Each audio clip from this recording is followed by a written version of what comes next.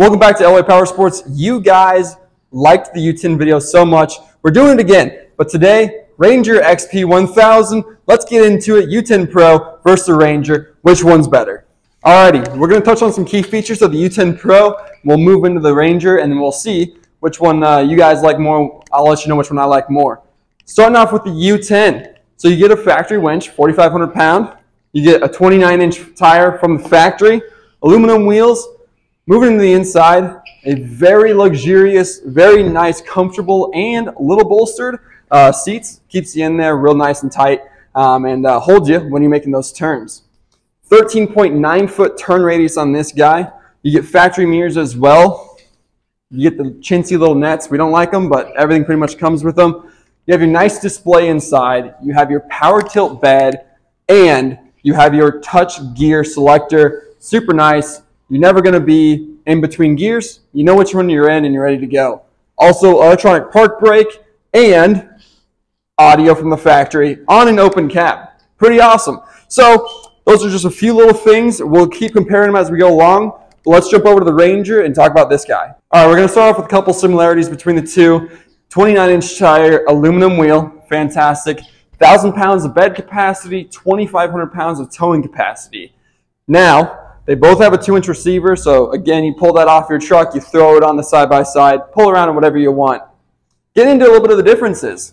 You have just an assisted bed, not an electronic bed, so you have to actually kind of help it a little bit, and it's not just on the dash, you have to get out and dump it yourself. These seats, not nearly as padded as the U10, and definitely nowhere near what the Defender was. Go look at that last video if you guys wanted to kind of brush up between those two machines. Still a good seat for what they are, side-by-sides, but to compete in this level, I think they need to do a little bit better. Inside, Polaris does a fantastic job with all their storage. You can move your seats up, and your battery access is right here under the middle. Very, very easy to get to. That's one huge perk to these Polarises. All right, we're working with a 2025 Ranger. They made some really cool updates for these. A little bit more of an aggressive styling in the hood and a much more aggressive styling in the grille. We also get a new design on the actual bumper up here. It's more designed off of their 1500. And then they do also option in on their premiums for this year, the synthetic 4,500 pound winch actually. They come with a remote inside. They do not have the dash switch, but it's an option that you could add on later if you wanted to. A really nice, sleek LED design on the headlights. Absolutely a beautiful looking machine. And Polaris offers 2 years of factory warranty, where pretty much everything else still offers 1. The U10 and the Defender are just 1 year. So that's a huge perk to these 2025 Rangers. On the XP 1000, you get a dual overhead cam, 999cc twin-cylinder motor, whereas the U10, you have a 3-cylinder motor. You have 82 horsepower versus 88 horsepower. So this U10, guys, it's an absolute monster. You get 14 inches of ground clearance on the Ranger. You get 13 inches of ground clearance on the U-Force. So they're pretty close there, but that extra inch every once in a while can definitely help you out. Maybe add like a 30-inch tire to both of them. Make that look a little bit more aggressive, and both of them would be raised a little bit. The premium option, it does come with your roof, but it does not come with the windshields. So at the moment, we've got Polaris's Vinted Poly windshield and their glass rear panel in it right now. Really helps seal up the cab, so that's definitely accessories that I tell people to definitely consider when they're purchasing these machines. Just right off the bat, it's going to help, especially in colder, bitter weather like this, make your drive a lot nicer. So add something like that onto your U-Force as well. Polaris, really, really nice accessories. They do cost a little bit more though. So it depends.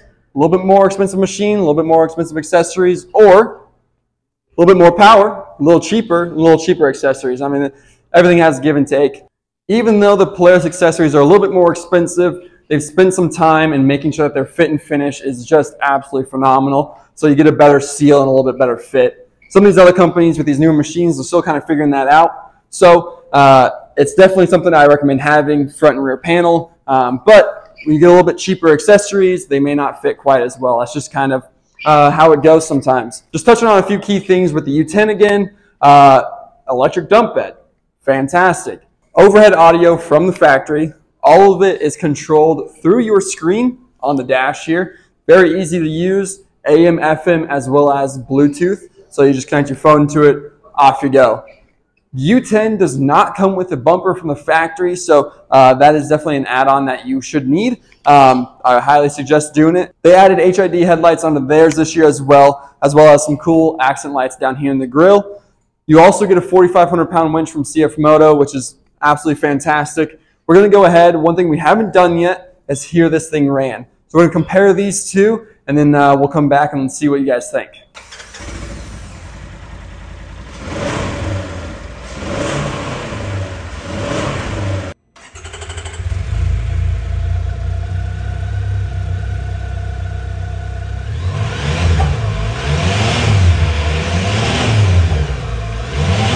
All right, we might have missed a few things, but we're going to get to the one thing that really matters, pricing.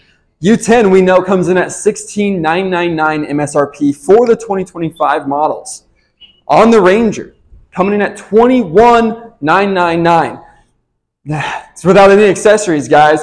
This is the part where we get drawn towards the U10 so much more. When you have a $5,000 difference between these two machines, it's really hard not to lean to the U10. Their quality and standards have gone way up, and CFMOTO is absolutely killing it. So we think the U10 wins. Comment down below what you guys think. If you have questions or anything like that, leave them below. We will answer those. Come down to Elway Power Sports. Check these machines out. Take them for a drive. We'll see you here.